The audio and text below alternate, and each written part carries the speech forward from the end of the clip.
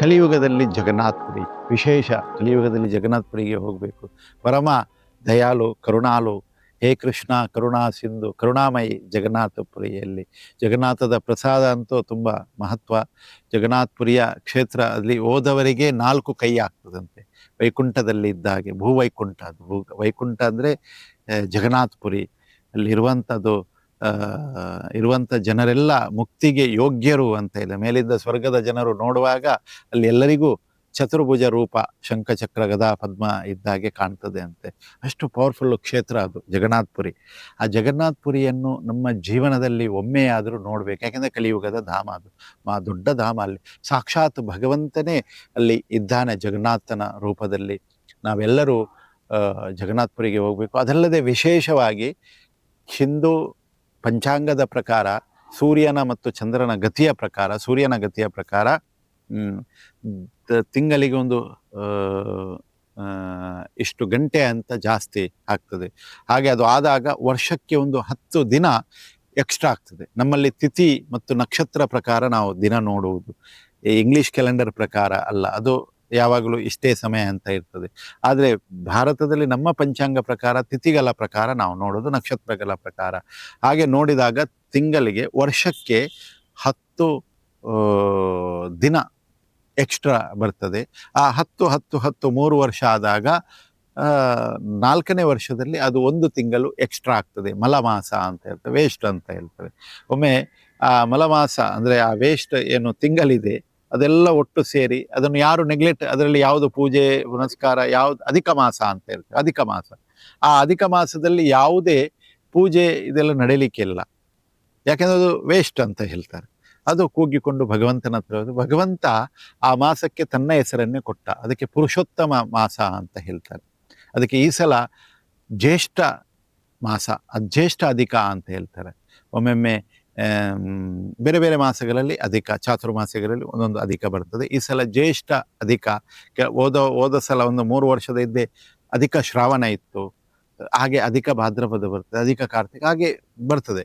ಈ ಸಲ ಅಧಿಕ ಜ್ಯೇಷ್ಠ.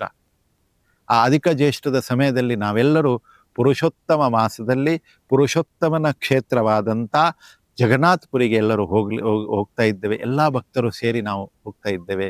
ನೀವೆಲ್ಲರೂ ಈ ಕಾರ್ಯಕ್ರಮ ಅಲ್ಲಿ ವಿಶೇಷವಾಗಿ ಈ ಸಲ ನಾವು ಭಾಗವತ ಕತೆ ಸಪ್ತಾಹವನ್ನು ಹಮ್ಮಿಕೊಂಡಿದ್ದೇವೆ. ಶ್ರೀಮದ್ ಭಾಗವತ ಮಹಾಪುರಾಣದ ಕತೆ ಅಲ್ಲಿ ನಡೆಯಲಿಕ್ಕೆ ಇದೆ, ಪಾರಾಯಣ ನಡೆಯಲಿಕ್ಕೆ ಇದೆ. ಒಂದಷ್ಟು ಸಂಖ್ಯೆಯಲ್ಲಿ ನಾಮ ಜಪ, ಕೀರ್ತನೆ,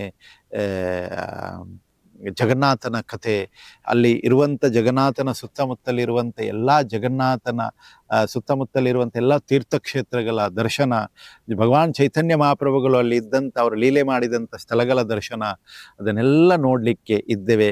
ಪುರಿಯ ಪರಿಕ್ರಮ ಮಾಡಲಿಕ್ಕೆ ಇದ್ದೇವೆ. ತಾವೆಲ್ಲರೂ ಈ ಕಾರ್ಯಕ್ರಮದಲ್ಲಿ ಭಾಗಿಯಾಗಿ, ಯಾಕೆಂದರೆ ಜೀವನದಲ್ಲಿ ಅಮೂಲ್ಯವಾದಂಥ ಮಾನವ ಜನ್ಮ ಬಲು ದೊಡ್ಡದು, ಅದು ಹಾನಿ ಮಾಡಬೇಡ ಉಚ್ಚಪ್ಪಗಳಿರ ಅಂತ ಹೇಳಿದ್ದಾರೆ.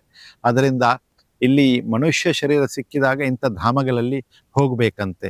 ಅನ್ಯಕ್ಷೇತ್ರ ಕೃತಂ ಪಾಪಂ ತೀರ್ಥಕ್ಷೇತ್ರೇ ಪ್ರಣಶ್ಯತಿ ಅಂತ ಹೇಳಿದೆ. ನಾವು ಬೇರೆ ಕ್ಷೇತ್ರದಲ್ಲಿ ಮಾಡಿದಂಥ ಪಾಪಗಳನ್ನು ತೀರ್ಥಕ್ಷೇತ್ರದಲ್ಲಿ ನಾವು ಅದನ್ನು ನಾಶ ಮಾಡಬಹುದಂತೆ. ಹಾಗೆ ಅಲ್ಲಿ ಹೋಗಿ ನಾವು ಭಾಗವತ ಕಥೆಯನ್ನು, ಸಾಧು ಸಂತರ ಸಂಘವನ್ನು, ಸತ್ಸಂಗವನ್ನು ಮಾಡಿ ತೀರ್ಥಕ್ಷೇತ್ರಗಳ ಜಗನ್ನಾಥನ ದರ್ಶನ ಮಾಡಿ, ಅದಲ್ಲದೆ ಜಗನ್ನಾಥ ಬಲದೇವ ಸಾಕ್ಷಾತ್ ಭಗವಂತ ಅಲ್ಲಿ ಇದ್ದಾನೆ, ಸುಭದ್ರಮಯ್ಯ ಸೇರಿ ಅಲ್ಲಿ ಅವರ ದರ್ಶನ ಮಾಡಲಿಕ್ಕೆ ಇದ್ದೇವೆ. ವಿಶೇಷವಾಗಿ ಜಗನ್ನಾಥಪುರಿಯ ಒಂದು ವಿಶೇಷ ಮಹಿಮೆ ಏನಂತ ಅಲ್ಲಿದು ಪ್ರಸಾದದ್ದು, ಜಗನ್ನಾಥನ ಪ್ರಸಾದವನ್ನು ನಾವು ಸ್ವೀಕರಿಸಲಿಕ್ಕೆ ಇದ್ದೇವೆ. ನಾವೆಲ್ಲರೂ ಹೋಗುವ.